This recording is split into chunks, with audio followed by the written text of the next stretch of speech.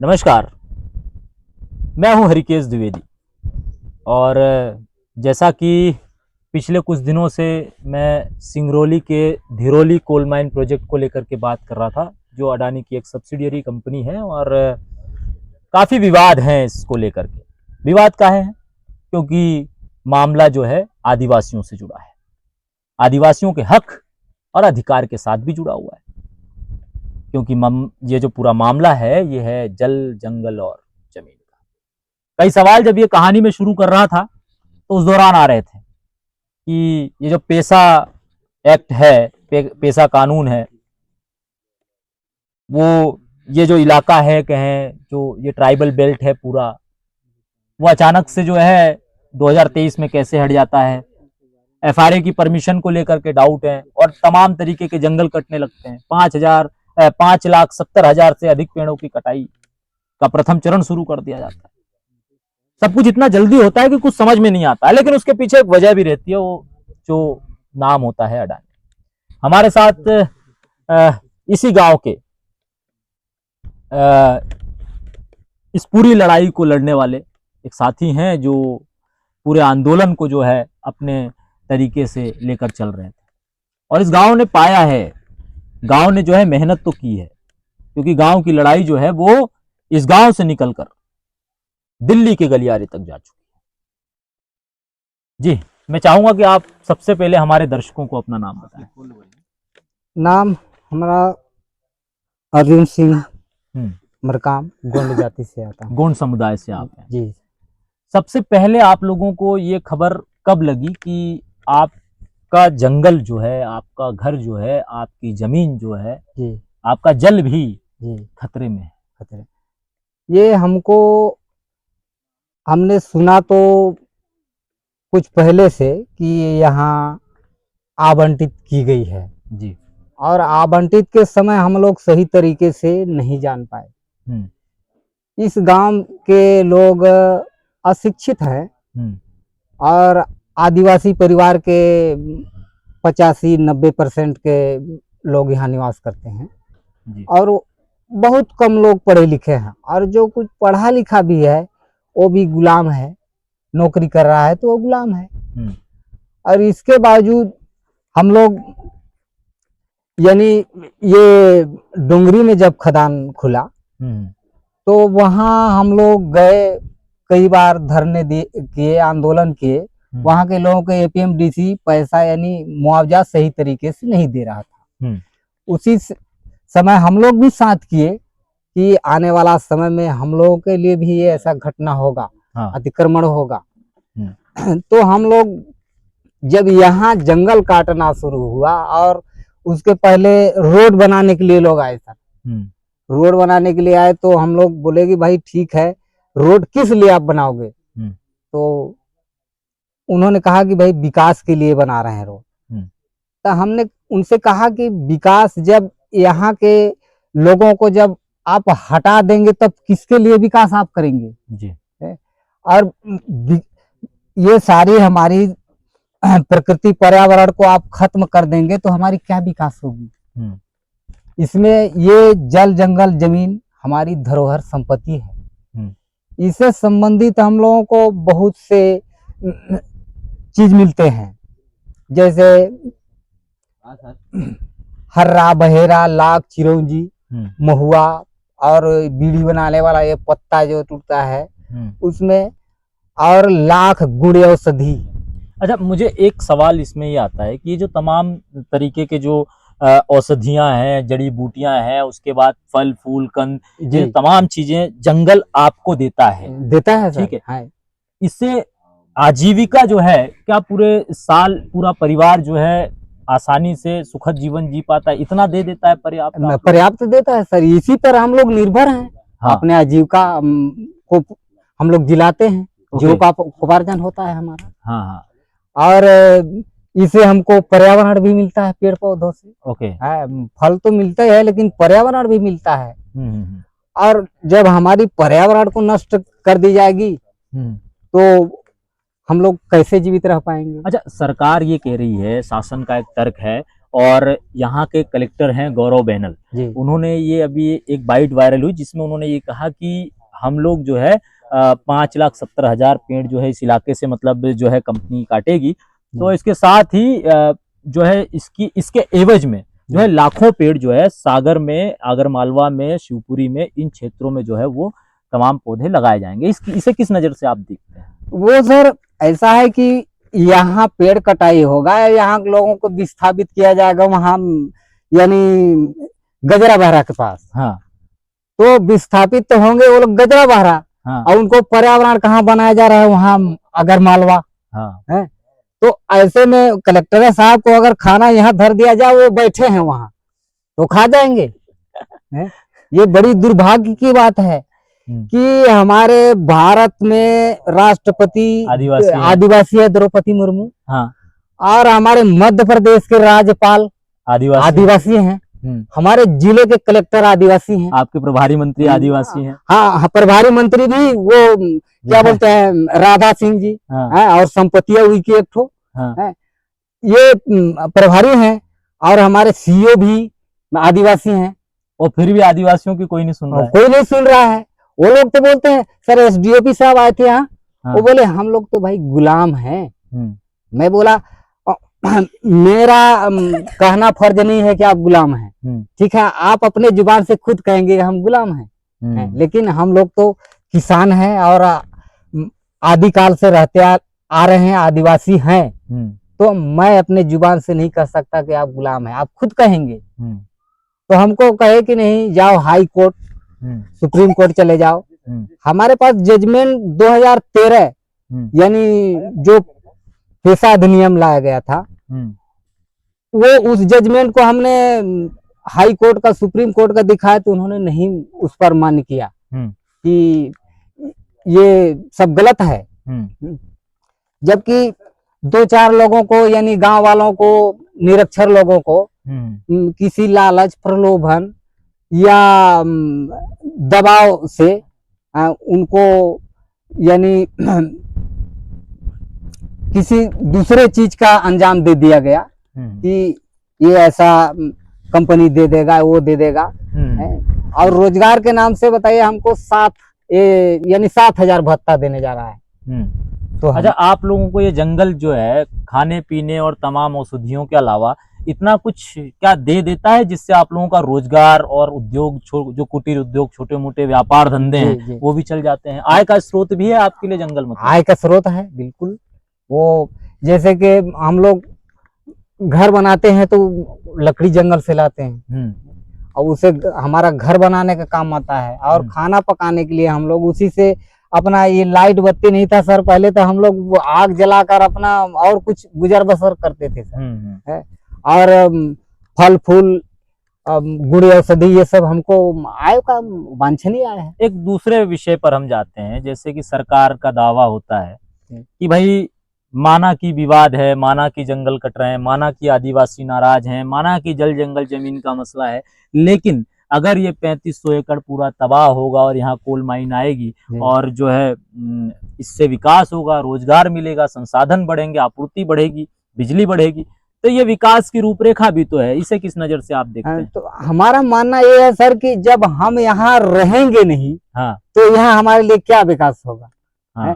वो coal mine ठीक है, उससे यानी कोयला से उनको बिजली प्राप्त करना है। हाँ। तो वो बताते हैं कि नहीं आपको बिजली के लिए जरूरी नहीं है। तो सर हमारे पास प्रकृति नहीं रहेगा, जगह जमीन नहीं रहेगा, तो हम बिजली को देख देख के थोड़ी अपना पेट भरेंगे, बाल बच्चों का आजीविका का थोड़ी पालन पोषण कर पाएंगे।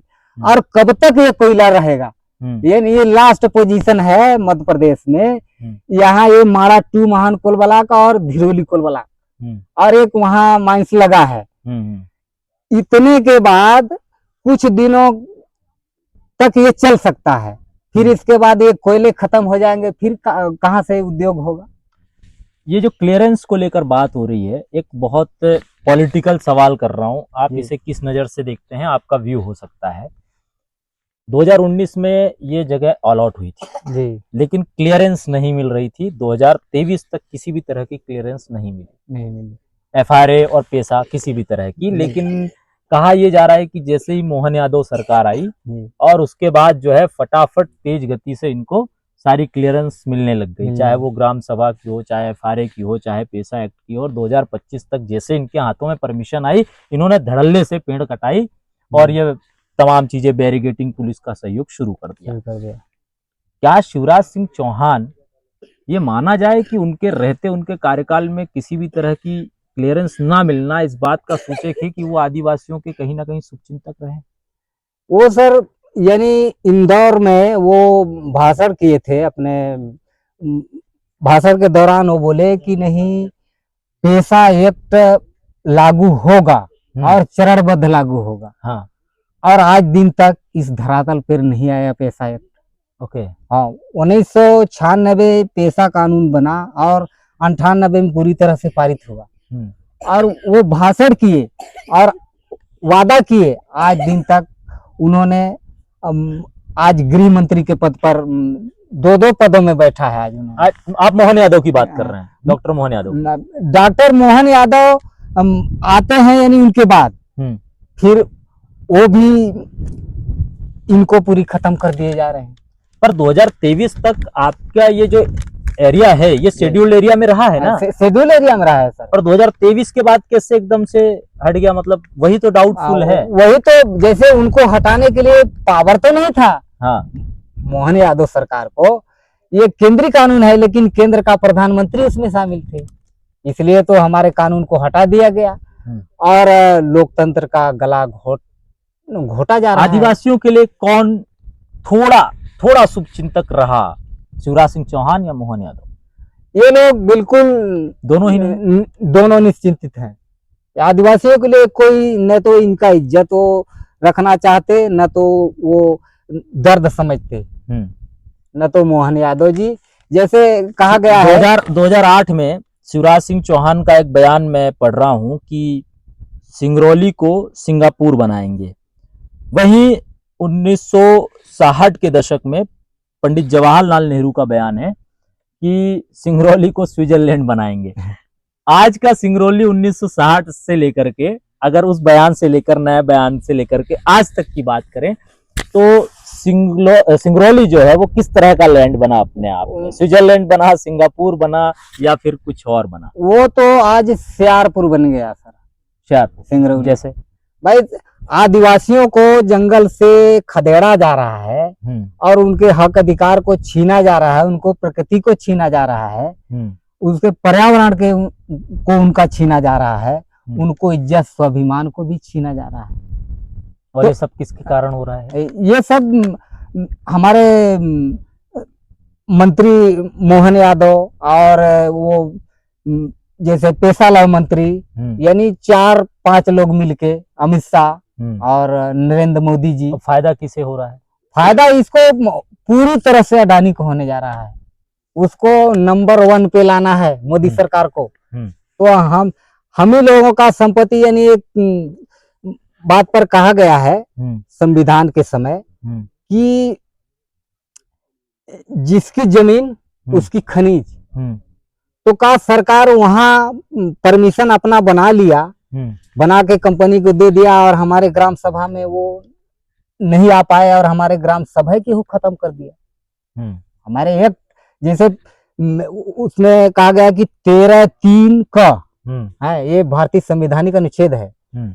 13(3) का को यानी देखते हुए संवैधानिक निकायों को परियोजना कार्य के लिए, यानी जुडिशरी लो सेटल में गैर विधायी स्रोत और जुडिशरी नो सेटल में गैर विधायी स्रोत, यानी कार्यपालिका, न्यायपालिका और विधायिका, इन लोगों का कानून हमारे ऊपर कभी लागू नहीं होता और गैर कानून के वो लोग हमारे ऊपर, आदिवासियों के ऊपर थोपे जा रहे हैं वो लोग। इस आंदोलन के बाद, इस प्रदर्शन के बाद आज आपके गांव बासीबिरहा का क्या हाल है? कितने लोगों पे FIR हुई है? क्या गलतियां की गई? किस तरह के कानून का उल्लंघन है? और आपका गांव आज किस तरह का छावनी बना हुआ है? ये सर, यानी हमारे बासी बिरदाहा के लोग आज के स्थिति में न तो किसी इलाज के लिए बाहर जा पा रहे हैं और न तो किसी नात रिश्तेदार के यहाँ मिल पा रहे हैं, और न तो कोई सुनने वाला आता है, कोई मीडिया हमारे आते हैं, और कोई यानी बुद्धिस्ट आदमी नेता हो गया या किसाने हो गया, वो भी आता है, उसको भी नहीं आने दिया जा रहा है। वो पूरी तरह से 10 किलोमीटर 15 किलोमीटर के दूर, यानी वहाँ गुरबानी फाट पानी पर लगाया गया है नाकाबंदी, उधर लंगाडोल पौड़ी बिंदुल, और इस तरफ यहाँ गांव में भी जहाँ रास्ता नहीं है वहाँ भी वो लोग रोकने के लिए बैठे रहते हैं। अब कितना फोर्स लगाया होगा तकरीबन इस गांव को पूरा कवर करने में? सर इसमें कम से कम 3000 के आसपास फोर्स यहाँ लगाए गए हैं। और ये सब किसे सुरक्षा दी जा रही है? क्या आदिवासियों से कंपनी को डर है या क्या और कारण है कि इतना फोर्स लगाना पड़ा? उनको डर है कि ये लोग अपना जल जंगल जमीन को नहीं देना चाहते, तो हम लोग यानी किसी कारणवश इनको कैसे हम यानी दबा सकें और कैसे कुचल सकें इनके आंदोलन को।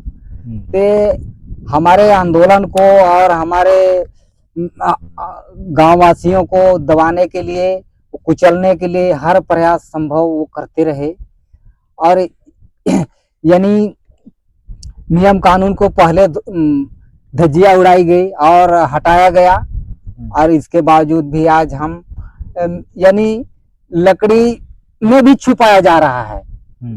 जहां 6 लाख 5 लाख पेड़ बताया जा रहा है, वहां चौगुना पेड़ वहां काट यानी नुकसान होने जा रहा है हमारा। जड़ी बूटी मूल्य औषधि का कोई सत्यापन, भौतिक सत्यापन नहीं किया गया। कितने पेड़ काट दिए होंगे अब तक इन्होंने? अब तक में उन्होंने यानी छोटे पेड़ों को लेकर के और बड़ा जो अधिक से अधिक साल के हैं उनमें से यानी वो लोग अभी 5000 पेड़ तो अभी कटाई उनका हो रहा है, तो वो यानी 5,70,000 की कटाई का आंकड़ा दिया है उन्होंने, और उनको 6 लाख और कुछ कटाई होना है। तो ये 5 यानी उसके 10 गुना पेड़ हमारे नुकसान हो रहे हैं। कुछ को छिपाया जा रहा है सर। यानी जो आंकड़ा 5,70,000 पेड़ों का है, ये सिर्फ एक नॉर्मल आंकड़ा है। नॉर्मल आंकड़ा है सर। मतलब कि इसके अगेंस्ट जो है और ज्यादा पेड़ कट रहे हैं जिसके बारे में हमें जानकारी नहीं हो रही है, ऐसा? हाँ ऐसा है सर। वो जो भाई जड़ी बूटी मूल्य से वहीं पे रहे और उनको भी उजाड़ा जा रहा है। छोटे छोटे झाड़ पौधे, छोटे छोटे झाड़ पौधे में नहीं लिया गया, उनको नहीं लिया गया, और इतना मोटा को नहीं लिया गया सर। जो बिल्कुल मोटा है, पुराने हैं, उनको भी लिया जा रहा है। तो जीव तो सब में है। आदिवासियों की आज ये जो तीन तरह के समुदाय यहाँ हैं, गौड़, बेगा और खैरवार है, हाँ। पनिका है। अच्छा, पनिका। हाँ, और ब्यार है, कोल है और अगरिया है। ये सब आदिवासी समुदाय से आते हैं। ये तमाम जो आदिवासी समाज के लोग हैं, इनकी क्या मांग मुख्य रूप से है? मुआवजा बढ़ाया जाए या फिर उनका जंगल ही छोड़ा जाए? देखिए सर, हम लोगों का अभी इरादा तो नहीं है कि हम लोग अपना जल जंगल को, जमीन को दे दें। हाँ। अपने समान इज्जत को दे दें। हाँ। अगर अपने इज्जत को दे दूंगा मैं, हम लोग आदिवासी समुदाय, तो हम क्या करेंगे? वही हम लोगों का जल जंगल जमीन, वो हमारी, उसमें इज्जत स्वाभिमान है और हमारी धरोहर संपत्ति है। ये कागज बहुत देर से लेकर बैठे हैं आप, इसके बारे में पूछना भूल गया, वास्तव में क्या है? ये है, देखिए, भारतीय संविधान। मैं दिखाना चाहूंगा मेरे दर्शकों को एक बार। ये आदेश भारतीय संविधान की धारा 165 भूमि स्वामी नियंत्रण के लिए अधिकार, उपधारा 6 के प्रयोजन के लिए अनुसूचित क्षेत्र भारत की असाधारण, मतलब कुल मिलाकर के ये तैयारी है आप। ये देखिए, इसमें जब एक कॉर्पोरेट तैयारी करता है तो उसके जो वकील होते हैं, जो लॉयर्स होते हैं, उनकी एक फौज होती है और उनके पास अच्छी एक शीट होती है जिस पर लिख करके तैयारी कर सकें। लेकिन जब एक आदिवासी समाज का पढ़ा लिखा इंसान अपनी तैयारी करता है तो इस तरह कॉपियों के फटे पुराने पन्नों पर करता है, लेकिन हाँ, उसकी बातें वजनदार होती हैं, क्योंकि सबसे पहले पन्ने पर ही लिखता है भारतीय संविधान। कितना मानते हैं भारतीय संविधान को? वो हमारी यानी एक जीता जागता दस्तावेज है संविधान। उसमें हमारे संस्था के यानी उसमें सेक्शन दिए गए हैं और अनुच्छेद दिए गए हैं। जैसे हम लोगों का डिटेल में आर्टिकल 95 ये आदिवासियों का कानून था। ये पूरी तरह से जंगल को काटने में रोक लगाता है सर। उसको भी वो हम लोग लिखित दिए हमारे कलेक्टर साहब को, तो उस अनुच्छेद को उल्लंघन कर दिए। लड़ाई कितनी लंबी लड़ेंगे आदिवासी यहाँ के? लड़ाई हम लोग जैसे हमारे पूर्वजों ने अंग्रेजों के साथ बहुत ऊंची तक लड़ाई लड़ी, उन्होंने अपने जीवन को बलिदान करके अपना देश धरती को बचाया। हमारे ऐसे पूर्वज छत्तीसगढ़ के हमारे पूर्वज, मैं आपके माध्यम से बताना चाहूंगा कि वो जिसके नाम वीर नारायण सोना खान कहते हैं वो, और उसका नाम है सार विजय मरकाम। हाँ। उसका नाम है, उसी के औलाद मैं हूँ। तो सर, और हमारे शंकर शाह रघुनाथ शाह, ये हमारे प्रतापी राजाओं को अंग्रेज ने यानी मजिस्ट्रेट के जरिए घेराव करके और उनको तोप पकड़कर और तोप में उड़ा दिए। टांटिया मामा और हमारे वो बाबूराव सेठमा के, मतलब इन्हें आपने आदर्श मान लिया है जी। और आदिवासी अब जंग में कूद रहा है जी। संवैधानिक लड़ाई रहेगी, संवैधानिक लड़ाई रहेगी, झुकेंगे नहीं, झुकेंगे नहीं। पर सामने वाला तो अडानी है ना। हाँ, वो बिरसा मुंडा जी बोले उस समय उलगुलान के समय कि न कभी रुकले न कभी झुकले है। और जैसे अंग्रेज वो थे, लेकिन भाई देखिए अंग्रेज वो यहाँ से गए, भाग गए, कुछ लोग रह गए। वो यही है क्या? वो लोग जैसे मान लीजिए एक भागवत जी हैं, अपने आर प्रमुख, वो मोहन भागवत जी, आरएसएस प्रमुख, मोहन आरएसएस प्रमुख, संघ प्रमुख हैं, संघ प्रमुख। उन्होंने हिंदू राष्ट्र की कल्पना की। हाँ, लेकिन उन्होंने आदिवासियों को भी सम्मान की बात की है।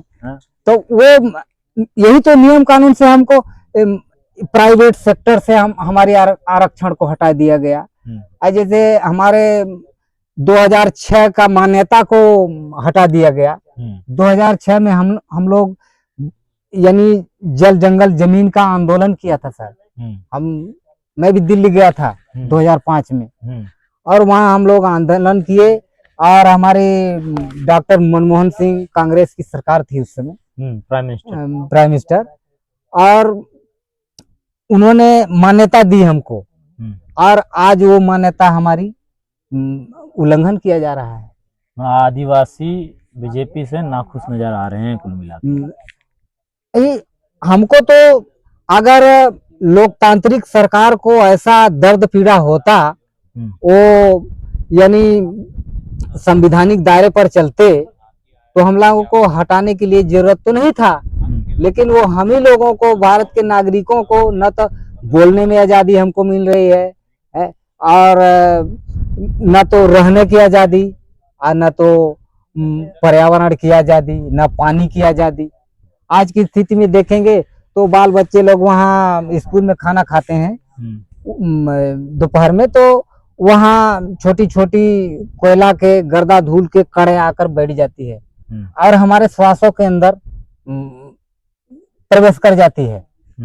तो ऐसे में तपर भी हम लोग अपने जड़ी बूटी मूल औषधियों के द्वारा सारी समस्याओं को झेलते आ रहे हैं सर, और ये हमारी इज्जत सम्मान को यानी खत्म करने में लगे हैं। एक संदेश आखिरी आप हमारे दर्शकों के लिए क्या देना चाहेंगे? बैगा समाज की ओर से, खिरवार समाज, आदिवासी समाज की ओर से, तमाम समुदायों की ओर से, और सिंगरौली धिरोली की इस हालात को लेकर के, इस हालत को लेकर क्या कहना चाहेंगे? हमको बहुत आदिवासी समुदाय में बढ़े पले और आज लायक हुए हैं। हमारे इस क्षेत्र के धरती ने, इस जगह के धरती ने हमको आज लायक बनाया है। इसमें हमको बहुत दुख की बात है कि जब हमारी आदिवासियों की यानी जल जंगल जमीन को अगर अधिग्रहण कर ली जाएगी और हमारी वनों को कटाई कर दी जाएगी, हमारे पूर्वज लोग इस पेड़ को देवता भी मानते हैं और ये इसको इसमें हमारा देवता भी रहता है पेड़ों पर। और हमारे पूर्वज लोग खून पसीना से सींच सींच कर ऐसा हरियर हरियर पेड़ उपजाए थे वो सब। तो ये सदियों से ये यानी अंग्रेज लोग जो किए वही आज अडानी करने जा रहा है। चलिए, बहुत बहुत धन्यवाद। ये बातचीत का सिलसिला थोड़ा लंबा हो गया, और लंबा इसलिए हो गया क्योंकि तार्किक रहा। बात तथ्यों पे की गई, बात तर्कों पे की गई, बात सिंगरौली के, धिरोली के इन गांवों की गई। उड़ती हुई धूल, उड़ते राख, सड़क पर, स्कूलों के कहें कि आसपास बच्चों के श्वसन के जरिए तमाम तरीके की राखों की ये धूल जहां स्वास्थ्य खराब कर रही है। दिल्ली के AQI से 3 गुना प्रदूषण सिंगरौली का नोट हो गया है, लेकिन चर्चा अभी भी दिल्ली की है, सिंगरौली की नहीं। और इतने बढ़ते प्रदूषण के हालात में भी लाखों पेड़ों की कटाई, सीधे तौर पर प्रकृति का चीरहरण अगर देखना है तो आपको सिंगरौली आना पड़ेगा। सिंगरौली में भी आपको इस गांव में आना पड़ेगा, जहां आने के लिए आपको 10-12 किलोमीटर पैदल और पहाड़ों के रास्ते आना पड़ेगा, क्योंकि इसे पूरे एरिए को छावनी बना दिया गया है। पुलिस की अभिरक्षा में जंगल की कटाई, यही हेडलाइन होनी चाहिए आज की खबर की। शुक्रिया, जय हिंद।